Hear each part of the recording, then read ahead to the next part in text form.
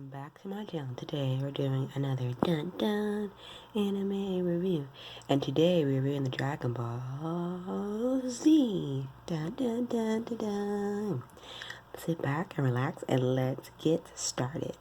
5 years after winning the World Martial Arts Tournament, Goku is now living a peaceful life with his wife and son. Things change, however, when the arrival of a mystery enemy named Raditz, who presents himself as Goku's long-lost brother. He reveals that Goku is a warrior from the most powerful but now virtually extinct Saiyan race whose homeworld was completely annihilated. When he was sent to Earth as a baby, Goku's sole purpose was to conquer and destroy the planet. But after suffering amnesia from a head injury, his violent and savage nature changed, and instead was raised as a kind and well-mannered boy now fighting to protect others. While his attempt failed at forcefully recruiting Goku as an ally, Raditz warns Goku's friends of a new threat that is rapidly approaching Earth, one that can plunge Earth into an intergalactic conflict and cause the heavens themselves to shake. A war will be fought over the 7 mystical Dragon Balls, and only the strongest will survive in Dragon Ball Z. Well, as you may, I have got this recommendation from one of you subscribers, so I hope you enjoy the review. Basically, when I was watching Dragon Ball Z, there are a lot of adaptations to Dragon Ball Z, so it's a long series in general. It's also a very epic anime, no doubt. This is one of the most popular series that has helped spread the art of anime in the world. The original Dragon Ball was fun, but in Dragon Ball Z, the characters have grown and matured. It's felt throughout the whole series as the entirety. From the Incredible Saiyan saga, an important Frieza saga, that is Frieza, Cell, Majin Buu, Vegeta, Gohan, Goten, and entering the Cell saga to the grand finale. But Buu saga, Dragon Ball Z does not disappoint. It's not all the fighting. Although the series has probably 4 to 5 battles that should be written in the same anime history books, I will always be astonished by the character development, which is amazing. And to emphasize this, I like to make an example of Vegeta. He's one of the greatest villains at first and one of the greatest heroes in the end. The way Akame Tono changes his perspective throughout the storyline and how he does not rush Vegeta's judgment of his surroundings is astounding. The way Akame Tono, the creator of Dragon Ball, changed the way you look at the whole series as a narrative. Goku's naive greatness and Vegeta's indestructible pride completes arguably the single greatest friendship in anime history. So not impressed, just watch the Dragon Ball Z final battle. It's grand, it's electric, it's emotional, and atmospheric. When 2 of the most beloved characters and fighters, Goku and Vegeta, stand against the mightiest villains. These villains right here. In an empty planet when the last hope is on their shoulders, when the prize failure will result the erase everything that's worth living for, they look at the solution and smile. And this is how life is supposed to be. A man without challenge is a man who does not live. And besides, the whole point of Dragon Ball Z is that over 291 episodes. It started airing in 1889. Supposedly finished in 1996, but there have been more adaptations of the series overall as a whole. Is that action, adventure, comedy, fantasy, martial arts, shonen, and superpowers. Each episode is 24 minutes long, and this anime series is rated PG-13. So if you're under the age of 13, do not watch it. And if you're like me, the name Dragon Ball Z gets your blood boiling. And contrary to most popular belief, this is not because of some terrible medical condition, permanent damage because of these guys are pumped on steroids. This is because of the manliness control, and just one episode of Dragon Ball Z is enough to make your heart beat with excitement. Make no mistake, this is not anime for children or people of high school or high blood pressure medication. Like Hank McCoy, premature body, Bigfoot vaccine watching Dragon Ball Z is getting turned into a beast with the strength of like 10 minutes. It's a good allegory for it. There are no doubts that the book's fun and make fun of the show because the plot is cliche, but the artwork is like amazing, if I mind you. Like all the details, all the buff men and buff villains in this series. The music, I'm not gonna lie, it's two-sided. It can be really good or it can be really bad. On the positive note, the English dub is phenomenal, especially in comparison to all the vastly inferior Japanese dub. The English dub makes our heroes sound like a band of courage warriors fighting gloriously for the good of all mankind. It's excellent in every way possible. The Japanese makes them sound like a bunch of high-pitched warriors, but not a bad thing. Well, I just prefer you watch Dragon Ball Z in the English dub than the Japanese dub. But if you like to watch the sub, that's your preference. I'm not here to judge. Now, we all know that Dragon Ball Z has some of the most classic characters ever seen in anime history. Anyone who disagrees with this is silently proven fact.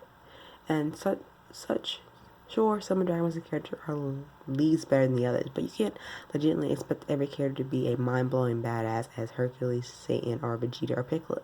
Still, what's great about Dragon Ball Z is that despite there's no really outright bad character in the bunch. Even among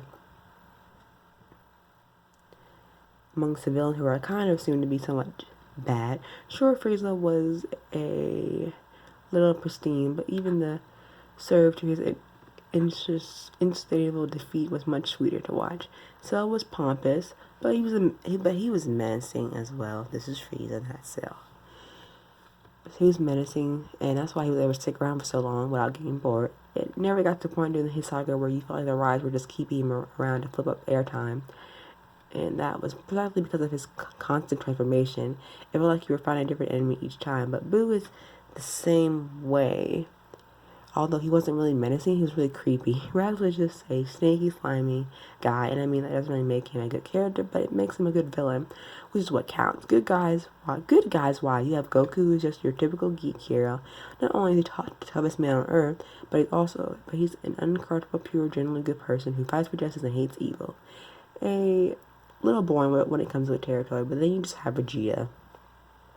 Gokuu, Vegeta. Who's like the coolest, but also very stubborn. He comes with the same bond-tastic rivalry with Kakarot, as that was Goku's former name. Just get his butt handed to him by everyone else who bows him. If a Kakarot's bad, it makes him just a better person in general. By far, the Dragon Ball Z characters, Piccolo is ice cold to take takes no crap from any type of guy, and let's see what else. Takes a no crap kind of guy. Basically, Alice is a nice way. Piccolo's ice cold. He's a good and righteous man and person at heart. Gohan, it's Gohan. It's a little whiny, but his development from a little kid to a full-fledged teenager to young adult is pretty impressive. And he's only half Saiyan at that. And then there are other characters I like to introduce, but not without giving too much away. But if you see the series, you know who the rest of the characters I am currently talking about. What else did I say? Dragon Ball Z characters are one of a kind, and you've probably been hard pressed to find that at least redeemable for some of the characters in some way. But so far, out of the 3 sagas, Goku beats like every single one of them, with a little help from his friends every now and then. But let's talk about Krillin. Krillin is somehow a monk and a player at the same time, what makes him really awesome. Then you have Master Roshi. I'm not getting details about him at all. Y'all should know who Master Roshi is in general. I give Dragon Ball Z 8.9. There are a lot of characters, there's a lot of supporting characters, and there's just a lot to the series. So, just in general. But overall, the characters are bound to relate to each one of these characters, if not all of them, in the entirety. As much I would like to give it a 10, if the show is in question practically flawless, but I gave it it's 8.9 because it's there's something that could be improved, but otherwise a great achievement to where anime is now. These are the pinnacle of anime achievements, and each one of them in some way is another way best of what they try and do. Dragon Ball Z certainly has the element that deserve 10s, but in fact, in retrospect, the 8 is probably too low. So I can't ignore some of the gapping flaws this show has, and combined with the audaciously balanced soundtrack that literally makes some people's ear cry, or you're losing points pretty fast. And let's see, if you don't watch Dragon Ball Z, you might as well stay in your bed all day and start buying products from infomercial commercial, because you're already robbing yourself of a beautiful experience and a beautiful journey that is Dragon Ball when I first started watching it. Because, you know, a kid, you don't pay attention to all the details. But as a young adult, you start to. And a journey that makes a man should embark at least once on his life. However, if you come into this show with unrealistic expectations, you're going to be not disappointed, but just know that this is a long series and that where it came from in the 90s, and it has improved a lot with other series along the way.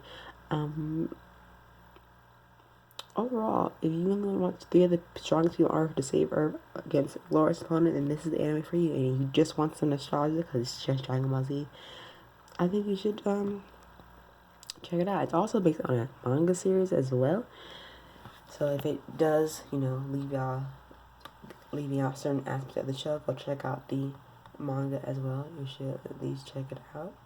And let me know what y'all think about Dragon Ball Z. Comment down below which character was your favorite out of the 3 and which villain was your most favorite of the ARC series. And let me know down below. Don't forget to give this comment a like, comment, and subscribe. And I'll see you later for another dun anime review. And I'll see you later. Bye.